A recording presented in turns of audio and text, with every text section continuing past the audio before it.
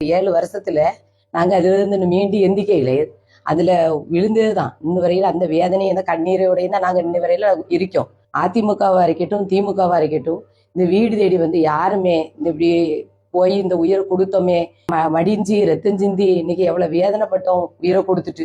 குற்ற உணர்ச்சி கூட அவங்களுக்கு இல்லை. அந்த வீடு வந்து ஒரு ஆறுதல் கூட நம்மளுக்கு வந்து தெரிவிக்கையில. அதே சமயத்துல 7 வருஷத்துக்கு முன்னால விஜய் தம்பி வீடு தேடி வந்து எந்த அறிவிப்பும் கொடுக்கையில, வர்றதாக எந்த அறிவிப்பும் கொடுக்கையில, வீடு தேடி வந்து நைட்டு அன்டைம்ல வந்துட்டோமா, சாரிம்மா மன்னிச்சுக்கிறோங்கம்மா, அவங்க கேட்க வேண்டிய அவசியமே கிடையாது.